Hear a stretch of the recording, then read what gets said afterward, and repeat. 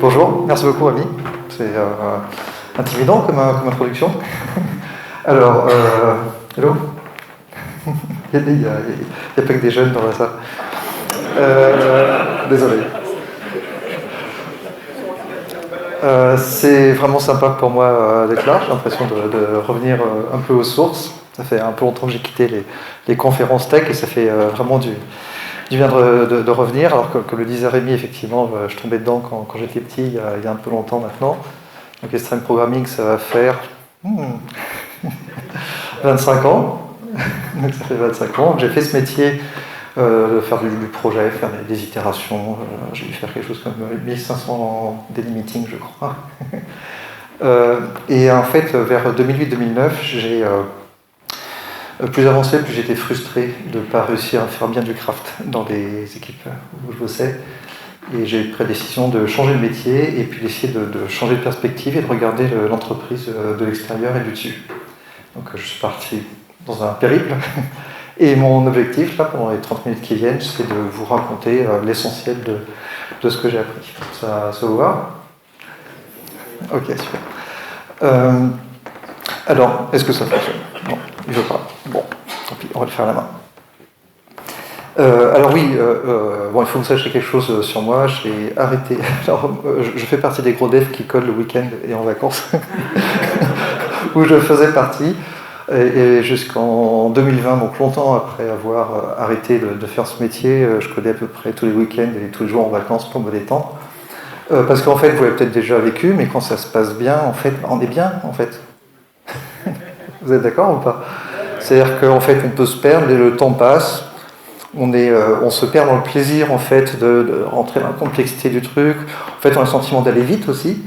Et on a le sentiment, quand on fait ça pour des clients, pour des utilisateurs, de se dire, en fait, ce que je suis en train de façonner, en fait, il y a quelqu'un qui va voir que j'ai mis du cœur et j'ai fait quelque chose de spécial pour cette personne. Et ça, en fait, après avoir sorti le nez de la tech, en fait, c'est vrai dans tous les métiers. On est, je pense, plus organisé dans la tech pour une raison qui m'échappe. Mais en fait, j'ai retrouvé ça dans le monde du marketing, dans le monde de la vente, dans le monde des opérations. Parce qu'en fait, chaque métier, quand il est bien fait, devient une source de craft. On peut y prendre du plaisir. Alors, ce que je racontais est un peu idyllique, parce que vous connaissez la réalité, hein, c'est pas toujours comme ça la journée dans le monde du travail. Et ce qui est intéressant, pour essayer d'analyser un peu cette frustration qu'on a de ne pas pouvoir faire quelque part bien son boulot, c'est de prendre de l'auteur sur ce qui se passe dans l'entreprise et comprendre ce qui se passe. L'entreprise démarre, il y a 2-3 personnes, ça va très vite, ça fuse. En général, c'est des gens qui sont plus expérimentés, plus capés. Puis quelque part, tout va bien. Puis ça marche bien, on fait une vente, puis 2 ventes. Et puis à mesure que la boîte grossit, on a de plus en plus de clients. Plus il y a de clients, plus la variété des demandes clients s'accroît. Ça veut dire que l'offre des produits se complexifie. Donc entre la complexité de l'offre et la complexité en interne des équipes qui structurent, en fait, tout devient exponentiellement difficile.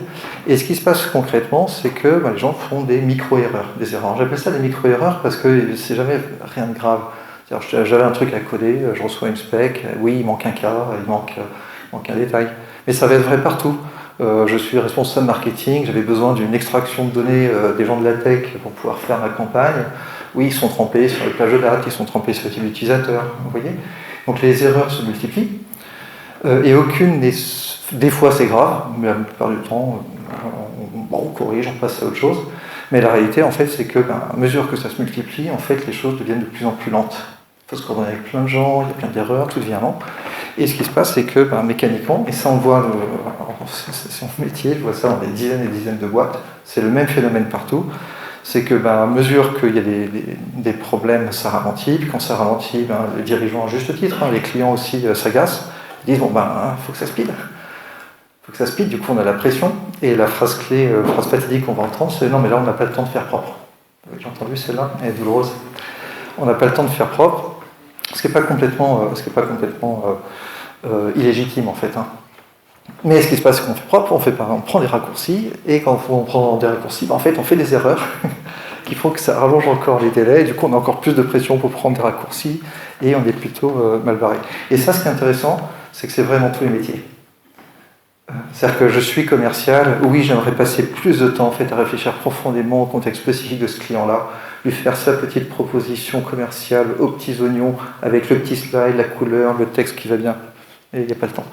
Je suis responsable marketing, j'ai envie de façonner ma belle petite campagne. Vous me suivez? Je suis responsable des opérations, je suis au service client, je suis agent de support, j'ai un client qui m'appelle, ben oui, j'ai envie de passer du temps pour lui donner la réponse en fait qui va remettre un brin de soleil dans sa journée, mais on n'a pas le temps. Et alors ce qui se passe, c'est que bien sûr donc, que les gens prennent des raccourcis et qu'il y a des erreurs, que ça se rallonge et qu'on fait plus de raccourcis, ben, il y a deux réflexes malheureux qui se mettent en place. Premier, c'est qu'on va se dire, puisqu'il y a des problèmes de qualité, on va mettre en place des validations. Alors j'y suis allé un peu fort dans l'image. Mais j'ai trouvé qu'il était marrant le gars. En général, ça va être beaucoup bienveillant que ça, en fait. On va se dire, non, mais là, il y a trop d'erreurs, donc à chaque fois que tu vas faire un truc, il faut que tu demandes à quelqu'un d'autre de le vérifier. Ce qu'on sait, en fait, je parlerai de Lean plus tard, ce qu'on sait en management de la qualité, c'est que le fait de rajouter des étapes de validation dégrade la qualité. Mais en plus de ça, alors ça défonce les délais. Ce qui fait qu'on rajoute des étapes de validation, on sera content qu'on va améliorer la qualité, puis ça rajoute les délais, du coup on a encore plus de pression pour faire vite et on n'a pas le temps. Ça n'arrange pas les choses. Et le dernier truc, le dernier réflexe malheureux, c'est qu'on va se dire, non mais là c'est le bazar, il n'y en a pas deux qui travaillent pareil, donc on va mettre en place des process. Et alors ce qui se passe de manière parfaitement empirique, il n'y a pas de jugement de valeur de ma part, c'est pas une observation, on regarde ça dans dizaines d'entreprises, je bosse avec des boîtes dont une est passée de 80 à 1500 personnes en 5 ans. Ce qui est intéressant, c'est quand on voit la physique en fait dans ces entreprises, c'est les managers, c'est le bazar, on va mettre à plat les process, puis on revient un an plus tard, ça foisonne dans tous les sens, des templates, des documents, et en fait on regarde quelqu'un sur le terrain, donc personne ne s'en sert. Et en fait, l'astuce, c'est que c'est plutôt une bonne chose. Parce que le pire, ce serait que tout le monde se mette à suivre les process.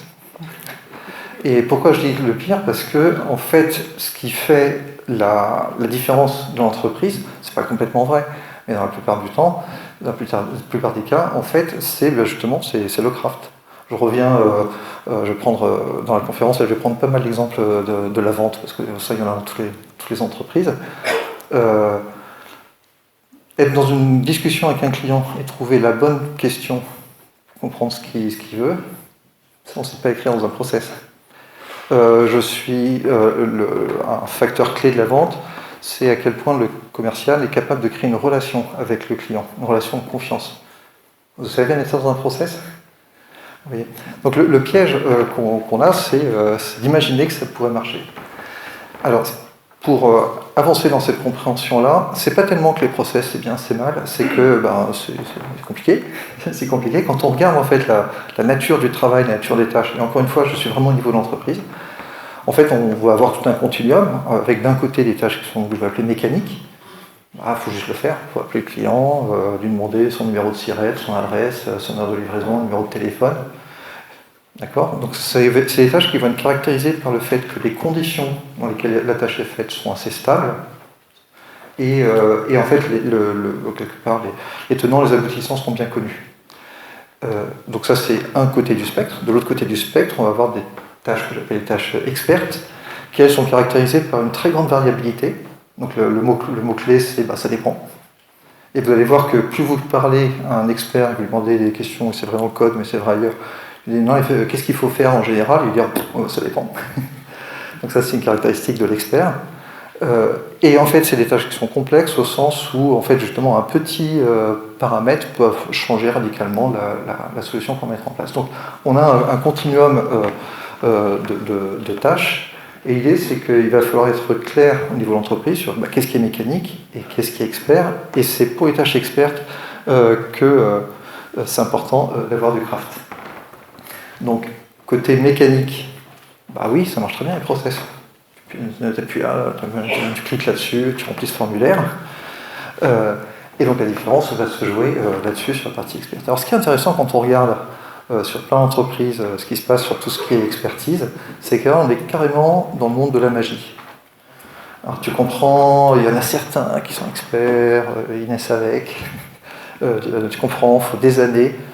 Et c'est bizarre parce que autant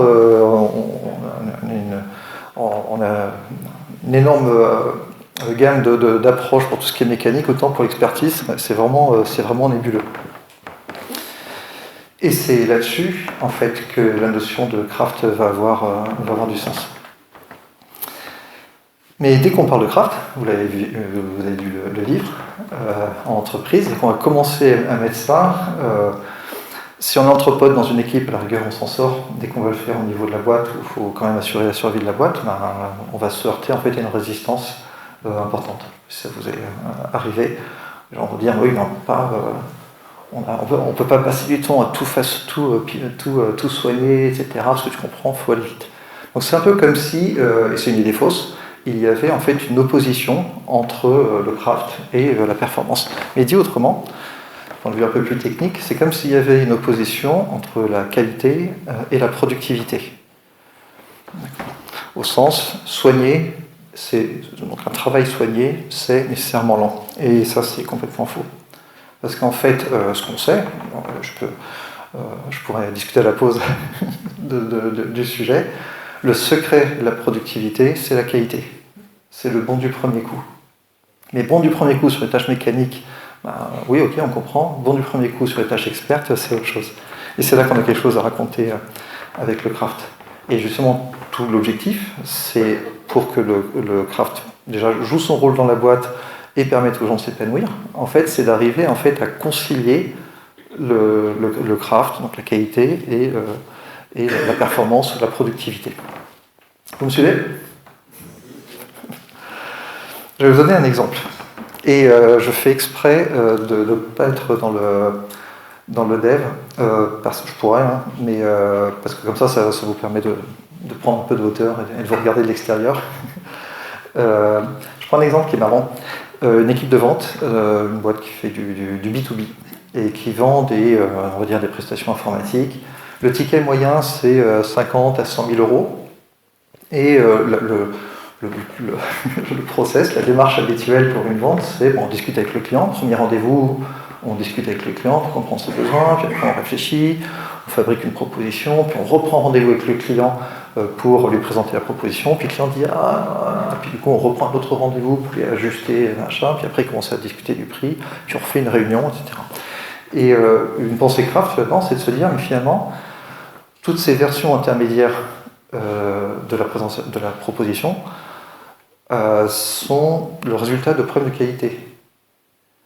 Il y a un piège d'ailleurs, pareil pour la pause, sur l'itératif. C'est-à-dire que c'est génial de faire de l'itératif, mais la plupart du temps, l'itératif, c'est juste qu'on est en train de cacher les problèmes de qualité. Donc, si on raisonne en se disant, mais ça veut dire quoi de faire la qualité et de faire du craft, l'idéal qu'on va avoir, c'est la propale bonne du premier coup. Et un cran mieux, c'est de faire la vente au premier rendez-vous. Donc 1 heure. Et alors ce qui est intéressant, c'est qu'au début, pour des gens qui ne sont pas dans ce truc-là, ça paraît, au début, quand le dirigeant de la boîte le pose, ça paraît être une blague. Quand on ne peut pas faire une vente comme ça en 1 heure. 6 mois plus tard, ils sont à 24 ou 26% de ventes qui sont faites au premier rendez-vous. Pour être à 50, 100 000, c'est vraiment pas mal. Et ce qui est intéressant, c'est de descendre dans une réflexion sur qu'est-ce que c'est qu'une bonne préparation, qu'est-ce que je veux savoir sur le prospect avant de le voir, qu'est-ce que c'est qu'une bonne introduction, j'ai 1 heure, c'est quoi une bonne introduction, comment est-ce que je pose les bonnes questions, comment est-ce que je peux lui façonner en live sa proposition, vous voyez. Donc ce que j'essaie d'illustrer là, c'est le fait que c'est l'absence d'antagonisme entre le craft et la productivité. En fait, c'est la même chose. Il faut savoir les combiner. Et ça, on peut le faire partout. On peut marketing. Si je sais crafter la bonne campagne, en fait, je dégomme mon coût d'acquisition. Mais ça, je peux vraiment le trouver dans tous les métiers. Alors, un cran plus loin, on peut commencer à se dire que c'est pas juste un truc local, c'est que les principes dont je suis en train de parler, en fait, on peut en faire une stratégie d'entreprise. C'est-à-dire, de manière délibérée, construire une forme d'équation entre, quelque part, le succès économique de l'entreprise, les revenus, chiffre d'affaires, l'EBITDA, le BFR, en fait, sont le résultat d'éléments de performance opérationnelle. Si je reste dans le monde des ventes, selon qu'il faille 1 mois ou 3 mois pour qu'un nouveau commercial fasse ses chiffres, c'est pas du tout la même logique. Selon qu'il a un taux de conversion sur ses propositions qui soit à 37 ou à 57%, c'est pas la même logique. Vous voyez ou pas? Selon que la vente se fasse en 4 jours, ou en 2 mois ou en 4 jours, ça change en fait la trajectoire de la boîte. Donc on crée cette articulation entre le résultat de la boîte, la performance opérationnelle, et comment est-ce que cette performance-là se décline en termes de compétences. Vous voyez? Et en fait, c'est sur ces points-là qu'on va développer du craft. Donc on ne fait pas du craft partout, on fait du craft là où ça paye. Et quand on fait ça, en fait, on peut en faire une stratégie d'entreprise. Alors, il se trouve que cette stratégie d'entreprise, ça existe, ça a un nom, et du coup, ça s'appelle la stratégie Lean. Alors, j'ai lâché le mot. Donc, ça n'a rien à voir avec Lean Startup. Si vous avez été consultant, vous avez bossé dans une grosse boîte, ça n'a rien à voir avec les projets d'amélioration Lean Six Sigma, rien. Ça n'a rien à voir avec les méthodes agiles, pas au sens où c'est pas bien, non, c'est juste autre chose. C'est quoi le Lean? En fait, le Lean, c'est l'étude d'un modèle de management qui vient de Toyota, qui s'appelle le Thinking People System, qui est en fait une espèce de carte mentale. C'est vraiment une pratique personnelle de dirigeant. En fait, en tant que dirigeant, je me forme à raisonner en fait en suivant selon un certain modèle. C'est un choix c'est un choix. C'est pas. Il y a des gens qui ont envie de faire ça. Mais en fait, on peut voir ce qui est derrière moi comme un peu le tableau périodique des éléments de Mendeleev. C'est-à-dire que si vous regardez des entreprises sur 200 ans à travers 50 industries et que vous essayez d'identifier quels sont les paramètres de ce qui crée en fait une entreprise apprenante, en fait, c'est codifié là-dedans. Ce qui veut dire que si vous... j'ai lâché le L-word, le Lean. Si vous êtes en train de faire des trucs et vous dites ah oui, parce que je passais du Lean, mais que vous n'êtes pas en train de pratiquer ça, vous êtes certainement en train de faire quelque chose de très bien, mais c'est juste autre chose. Alors, mon objectif ici n'est pas de rentrer là-dedans parce que vous avez l'air trop sympa pour que je vous inflige ça. Je voudrais me focaliser sur la notion de craft. Donc, une des idées fausses qui traîne autour du Lean, et c'est normal parce qu'on parle de Toyota, on parle de l'usine, on se projette des fantasmes, on imagine que c'est des méthodes pour optimiser les process, et en fait pas du tout. Donc le Lean en tant que stratégie, c'est simple, c'est écrit là. C'est une stratégie d'entreprise en se disant, dans laquelle on va se dire, en fait, des bons raisonnements font de bons produits. Et donc c'est l'articulation entre... Parce qu'en fait, les entreprises ne se battent pas sur leur marque. Les entreprises se battent entre elles sur des produits. Fondamentalement, le seul moment précis où une entreprise se bat contre une autre, c'est dans la tête du client qui va se tourner entre deux produits, qui va dire je prends celui-là. Tout le reste, c'est du flan. T'es d'accord?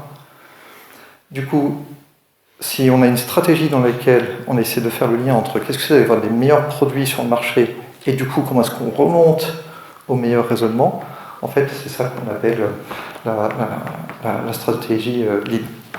Alors concrètement, pour l'instant c'est assez nébuleux par rapport à où on commence, mais en fait le point d'entrée, ça va être de commencer à regarder à la fois l'entreprise et n'importe quelle activité du point de vue de ce que je vais appeler les pièces. Fondamentalement, je suis en train d'animer une pièce qui est une keynote de conférence, qui est au sein d'une pièce qui est conférence, qui est dans un flux de production tiré lycée depuis 2019. Vous voyez ou pas? Donc en fait, c'est un produit. Donc vous êtes en train de vivre un produit, alors c'est un produit de service, et ce produit lui-même est fait de différentes pièces. Donc si vous regardez le programme, il y a des sessions qui sont des pièces, vous voyez ou pas? C'est un choix, c'est pas une réalité physique, c'est un choix délibéré de se dire je prends n'importe quelle activité humaine et je suis capable de l'appréhender parce que je vais regarder les pièces qu'on fabrique ensemble. Quand j'ai les pièces, ça va ouvrir plein de trucs. Alors, je vais vous donner quelques exemples de pièces.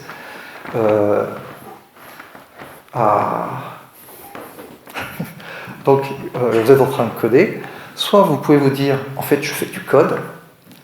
Sauf pour vous dire, en fait, quand je code, si je prends un peu de recul, alors on se raconte, et je suis passé par là, hein, je me suis raconté au début que non mais comprends, le code, c'est jamais pareil, etc. Au bout de 15 ans, si, c'est un peu d'autres gens pareil. Fondamentalement. Ça ne veut pas dire que c'est pas intéressant, hein. Mais on fabrique, on fabrique des composants, on fabrique des API, on fabrique des écrans, on fabrique des requêtes. Et je ne dis pas ça du tout pour dénigrer, hein.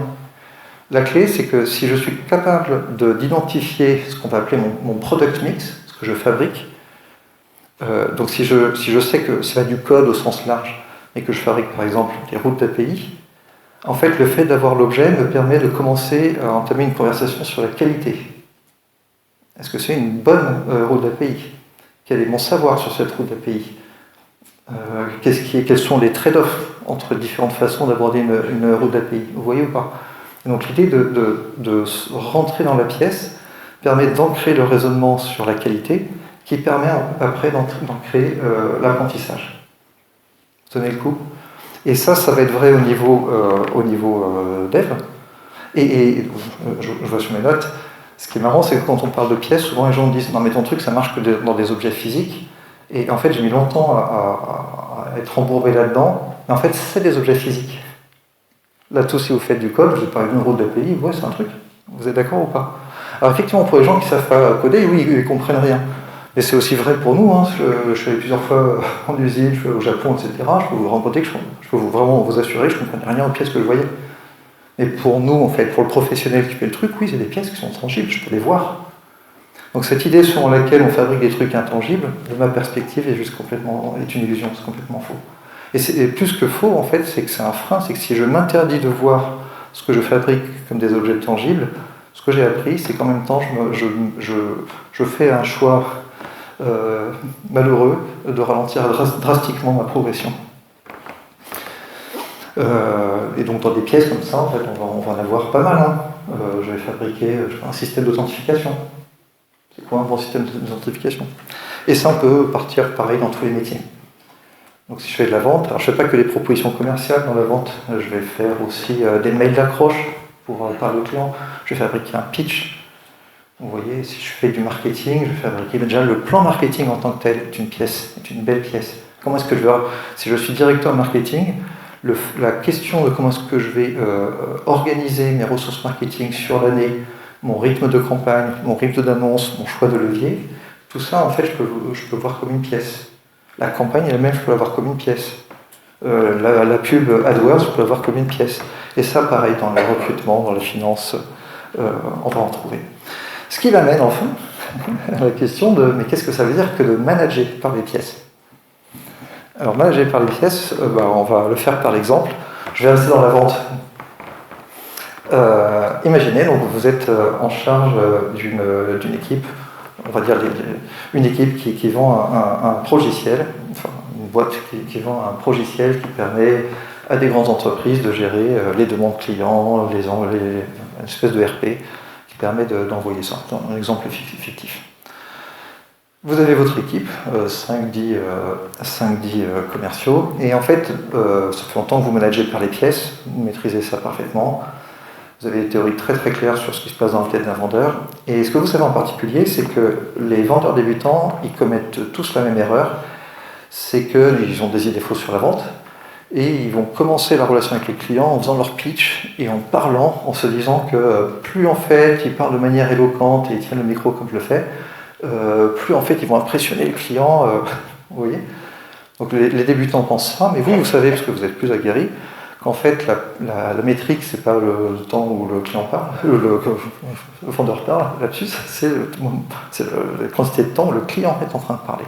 Ce qui fait que la vraie compétence du vendeur est une compétence d'écoute du client. Donc vous avez compris ça, et vous vous dites, ok, pour développer ce muscle-là, je vais introduire en fait une pièce de craft, que j'ai affiché là, qu'on va appeler un plan client. C'est un exemple fictif.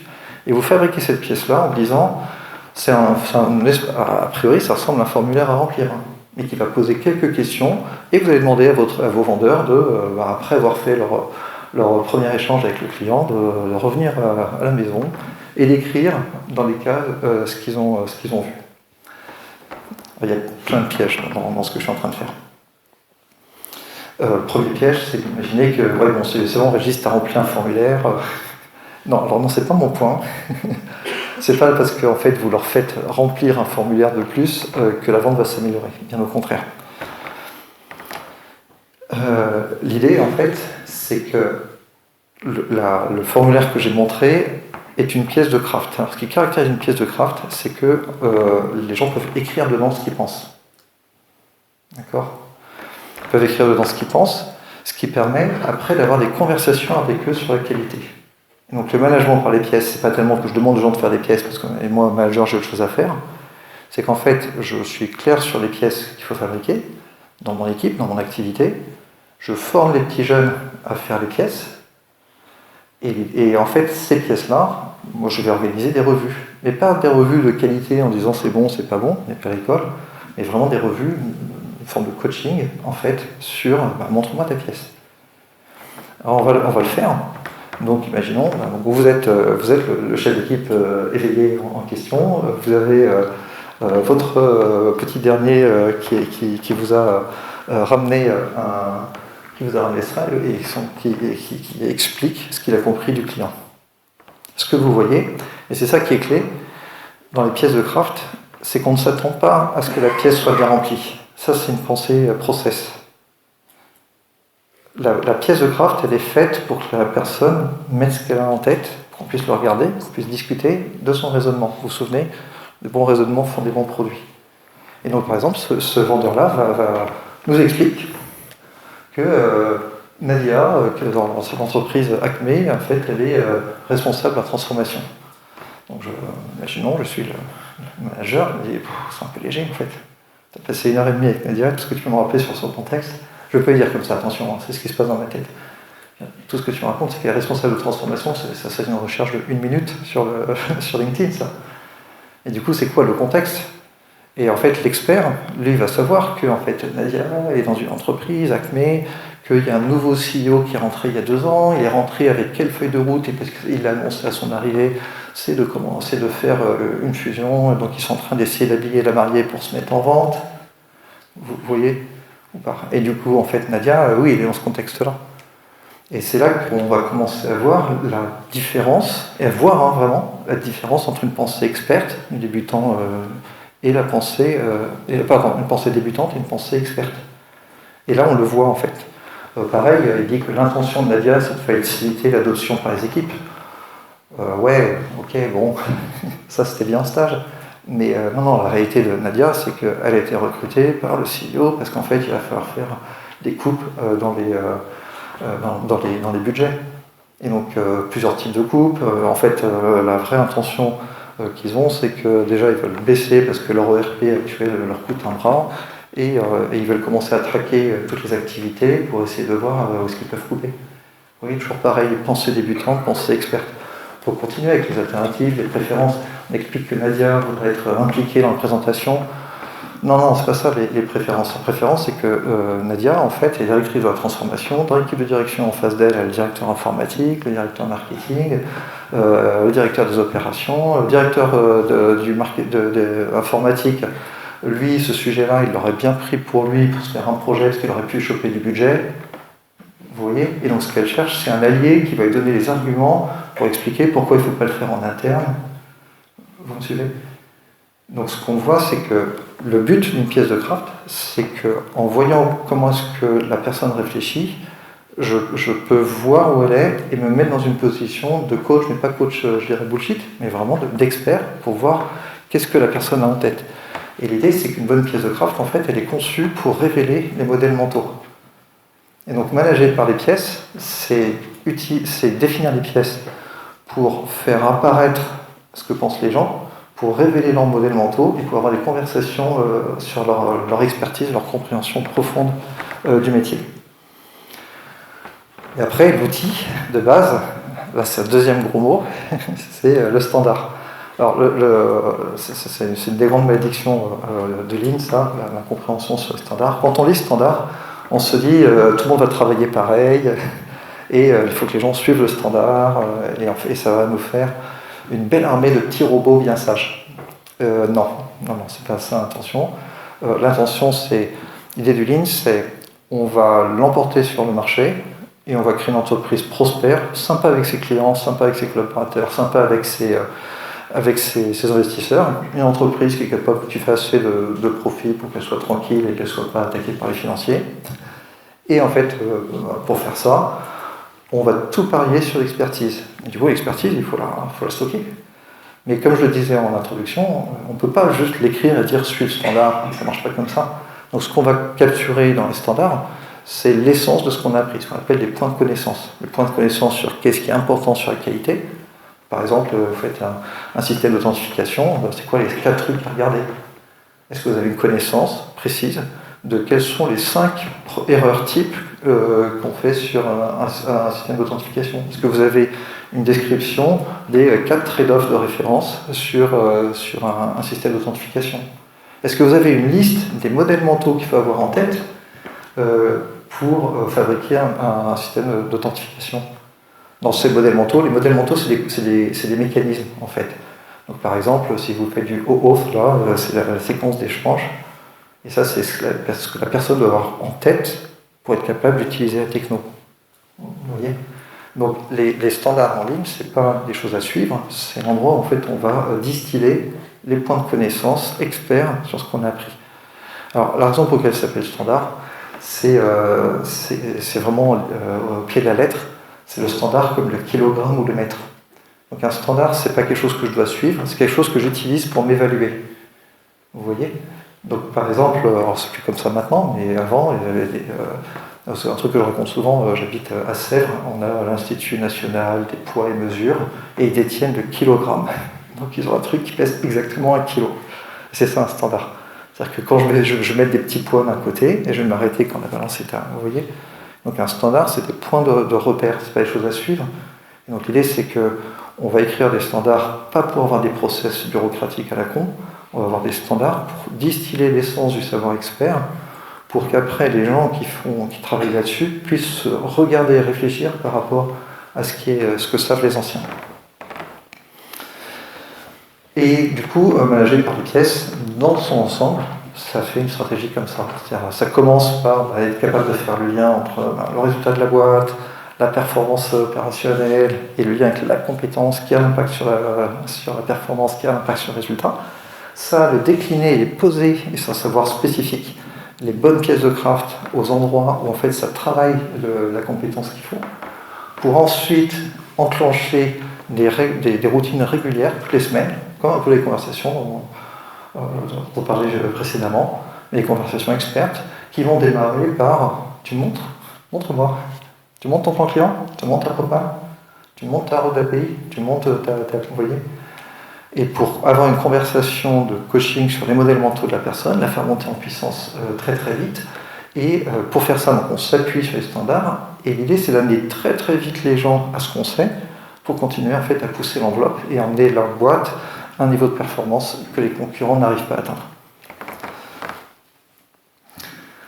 Comment est-ce qu'on démarre? Parce que le principe, c'est que vous commencez lundi. Moi, c'est ce que j'ai compris du principe de la conférence. Donc je suis sympa, vous avez mis un slide, il faut le prendre en photo, et du coup lundi matin, 9h, vous pouvez mettre ça dans votre agenda. Donc la façon dont on démarre, c'est première question dans votre équipe, il faut dire, en fait on façonne quoi? Pour qui? Donc il y a notre product mix. Ça c'est intéressant, vous pouvez regarder ce que vous avez fait dans le dernier mois, essayer de les lister, et pas prendre des tâches, mais vraiment des pièces. C'est-à-dire qu'est-ce qu'on fait comme type de pièces? Quelles sont les pièces qui reviennent? Et là il y a un travail pour trouver le niveau d'abstraction, etc. De là, vous pouvez déduire les fameuses pièces de craft. Quelles sont les pièces où les gens vont vraiment montrer leur savoir-faire? Dans une équipe normale, c'est 4-5, c'est pas 200 pièces de craft. 4-5, c'est déjà beaucoup. Avec 2-3, on peut déjà bien bosser. Il ne faut pas partir dans un délire bureaucratique. 3, après enclencher des revues régulières. Un truc qui marche pas mal, c'est... j'ai un peu changé de monde, donc je suis beaucoup moins maintenant dans les trucs en équipe. Je pourrais vous expliquer pourquoi. Mais chaque personne avec son team leader, une demi-heure par semaine, tu montres une pièce. Avec pour l'idée de déclencher en fait, des conversations sur la qualité, de remonter aux modèles mentaux et partager en fait de l'expertise. Parce qu'une des caractéristiques de l'expertise, c'est que c'est ce qu'on appelle du savoir tacite. La caractéristique du savoir tacite, c'est qu'on ne peut pas l'écrire. Par contre, on peut le transmettre à travers des conversations. Donc l'objectif, c'est de structurer l'activité pour avoir un rythme régulier de conversation dans lequel l'expert va pouvoir partager ses modèles mentaux. C'est comme ça qu'on fait monter les gens en puissance, qu'on fabrique les prochaines générations d'experts. Et le dernier truc, c'est de distiller les points de connaissance, qu'est-ce qu'on sait sur ce qui fait une bonne pièce, etc. Donc ça, c'est la démarche. Mon message, c'est que le fait d'être dans des boîtes où on n'a pas le temps de faire la qualité, il faut prendre des raccourcis, et on sort le soir en étant un peu frustré d'avoir fait de la... en fait, c'est pas une fatalité. C'est une question de décision, c'est une question de modèle d'entreprise. Il y a déjà en fait des entreprises qui sont engagées là-dedans très sérieusement, qui ont fait le choix. C'est dur, hein, je ne vais pas vous dire que c'est facile. C'est vraiment un choix des dirigeants sur quelle entreprise qu'on veut faire. Pour les gens qui veulent faire ça, le modèle est parfaitement clair, il est prouvé depuis 80 ans, il marche partout. Et donc il y a des boîtes qui sont en train de le faire, et la bonne nouvelle c'est que vous pouvez commencer à votre niveau, parce que ça peut commencer à une équipe, hein, c'est comme ça qu'a démarré Extreme Programming, hein, mais c'est pas les anciens, on faisait de la guérilla quand on était jeune. En 2003 j'avais un stagiaire dans mon équipe qui passait en fait son certificat, il faisait son stage de fin d'études pour avoir un diplôme d'ingénieur. les gars dans son jury voulaient refusaient de lui donner son diplôme parce qu'Extreme Programming c'était pas sérieux. Les choses ont changé. Donc en fait tous ces trucs là ça commence en fait dans des équipes et ça bouillonne et ça remonte. Il y a quelques patrons qui voient ça au niveau de la boîte, mais ça peut démarrer en fait au niveau de chaque équipe. Et je vous ai donné la recette avec qu'est-ce qu'on façonne, les pièces de craft, montre-moi et les standards. Voilà, merci beaucoup.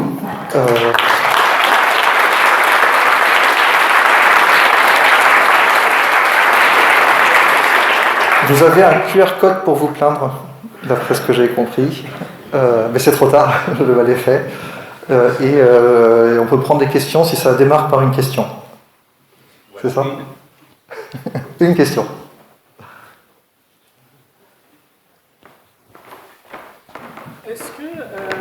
Merci beaucoup pour la présentation. Est-ce que ce que tu présentes, c'est une manière de transformer des situations qui pourraient être complicated au sens Nevin en situations simple, mais pour avoir quelque chose d'un peu plus étape par étape? Des situations, c'est-à-dire des contextes complicated qui deviendraient des contextes simple. Je suis embêté avec le terme simple, parce qu'en fait, du coup, dans l'expertise, c'est pas simple. Mais l'idée, c'est que pour aller on ne peut pas ramener des sujets complexes à de la mécanique, ce que je vais essayer de raconter. La question, c'est comment est-ce qu'on amène les gens à l'expertise.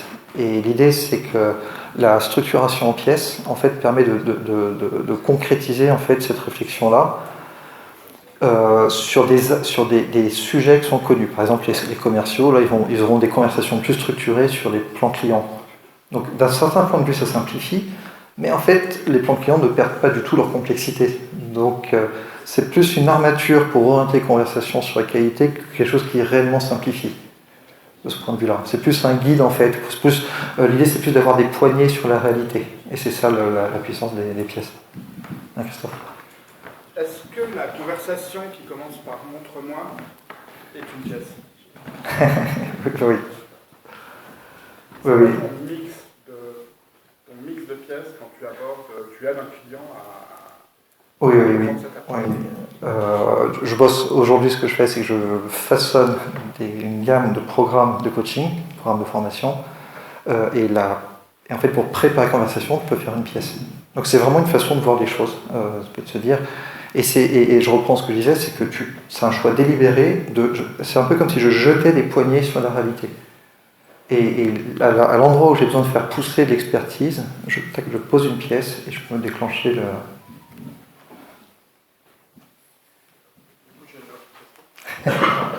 On va. Juste une petite question, tu parlais de team lead pour discuter des pièces. Alors nous on est technique plutôt, est-ce que c'est au team lead de le faire ou c'est plutôt au tech lead, des choses comme ça? Est-ce que Alors, tu peux répéter la question pour l'enregistrer? Oui, d'accord. La question c'est est-ce que c'est autour du rôle du team lead versus tech lead. Est-ce que c'est au tech lead de le faire? J'ai bien compris. Oui, disons que si on parle de choses techniques, un team lead, il va... Ah oui.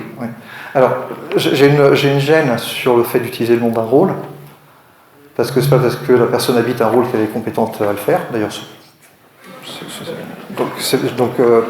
comme j'ai une aversion particulière à la bureaucratie, même si c'est utile parfois.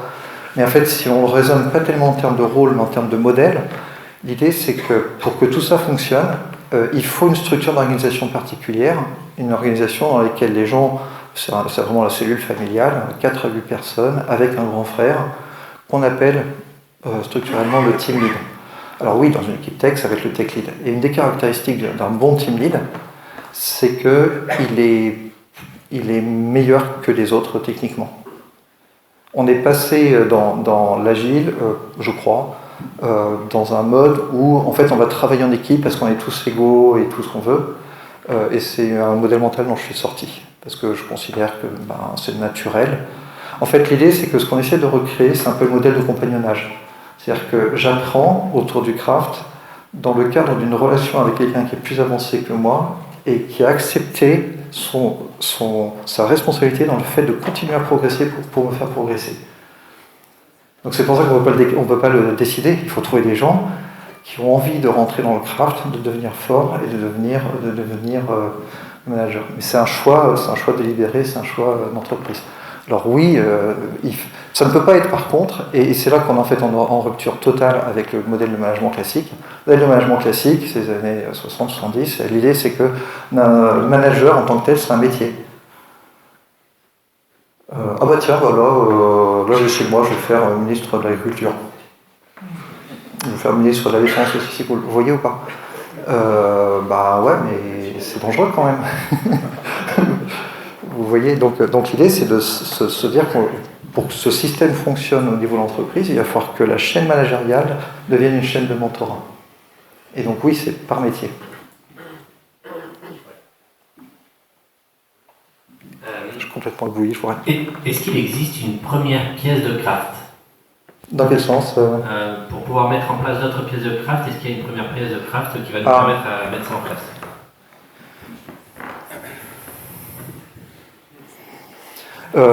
Je réponds de manière... il faut que je répète la question. Est-ce qu'il existe une première pièce de craft? Non. Je vais répondre par une démarche. L'idée, c'est que je regarde déjà ce que je fabrique. Donc, je suis dans l'équipe, et ce qui sort de moi, de mon équipe, et que je donne à quelqu'un d'autre, déjà à mon niveau, est une pièce. Vous êtes d'accord? Après, ce qui se passe, c'est que je peux prendre ça comme pièce de craft par défaut. Souvent, par exemple, une proposition commerciale, si je reste dans la vente. Mais souvent, c'est un trop gros morceau. Donc on va se dire, ok, quelles sont les façons quelles sont les grandes étapes pour s'y prendre? Et en fait, on va introduire petit à petit des pièces plus au début pour capturer des éléments vraiment spécifiques. Je ne sais pas si je suis clair. C'est l'exemple que j'ai pris avec le plan client. C'est-à-dire que si je manage mon équipe de vendeurs directement sur la proposition commerciale, déjà c'est trop tard. Parce que si le vendeur se pointe avec la proposition commerciale toute faite, avec un grand sourire, et qu'il n'a rien compris à ce que voulait le client, la conversation va être difficile. Donc l'idée c'est de mettre une pièce au début pour capturer, et en fait on va mettre les pièces là où les gens se plantent. Je ne sais pas si ça aide.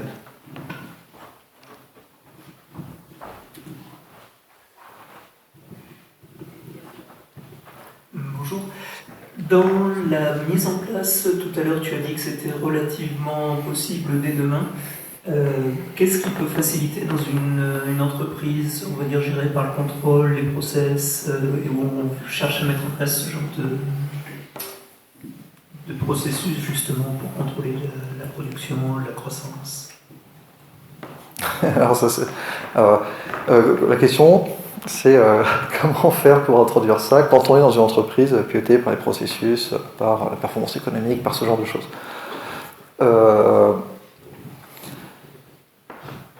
Alors ça c'est la norme, et il faut refaire ce qu'on faisait il y a 25 ans, faire des guérillas.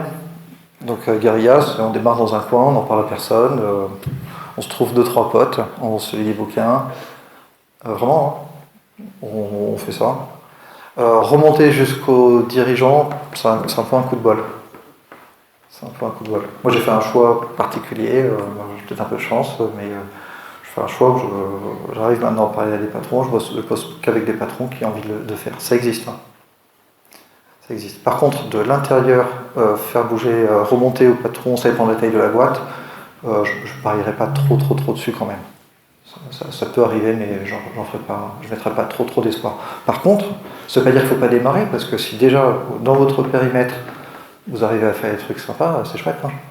Ce qui va se passer au début, c'est que les premières pièces sont des pièces plus internes, si vous faites un mode guérilla, et après, au bout d'un moment, donc, vous allez travailler principalement sur votre expertise technique. Un peu plus tard, la compétence qu'il faut vraiment développer, c'est la négociation. Et c'est quelque chose que je recommande, au titre d'ami, de regarder d'un point de vue vraiment professionnel. C'est quoi une technique de négociation ça veut dire quoi? Joint problem solving. Et donc voilà, ça c'est un peu les clés pour le démarrage en mode guérilla. Question ici. C'est une question un peu similaire. Supposez que les dirigeants ils peuvent être réceptifs à ce message, mais ils ne sont pas forcément très ouverts à des questions théoriques un peu générales.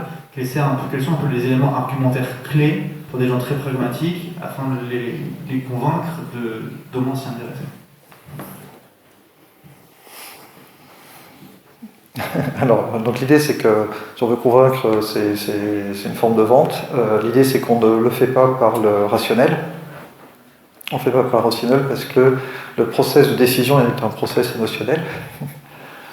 Donc ça ne sert à rien de dire que Toyota a fait 30 milliards d'EBITDA l'année dernière, que c'est le premier constructeur au monde.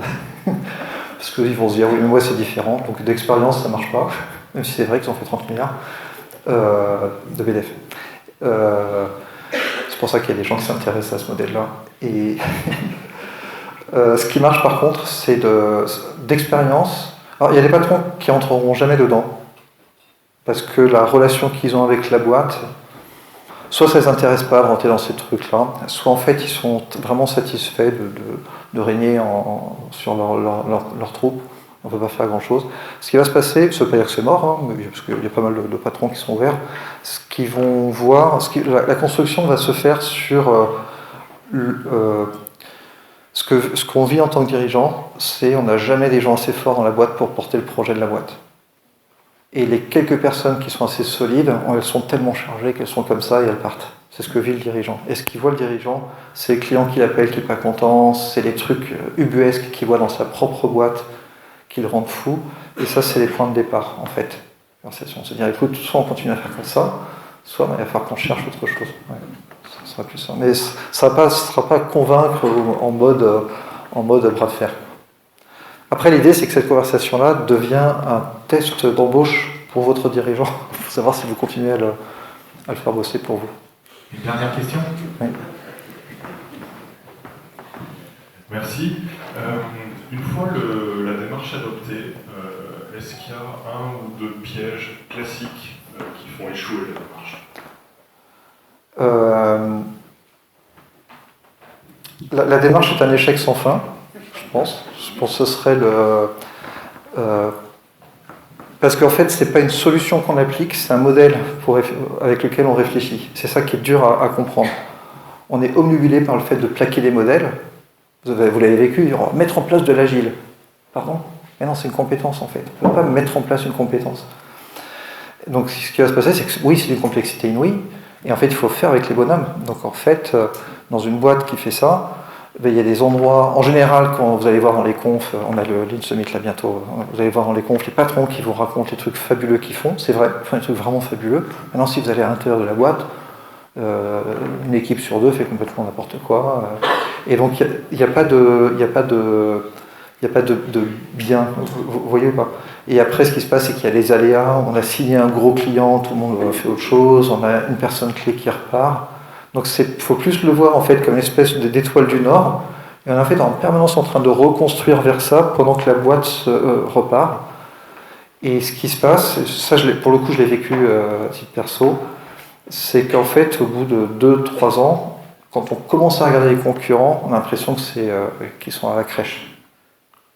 Mais de l'intérieur, c'est toujours bizarre, ça marche pas, on n'est pas déçu, on a l'impression que les gens se battent, ça ressemble plus à ça.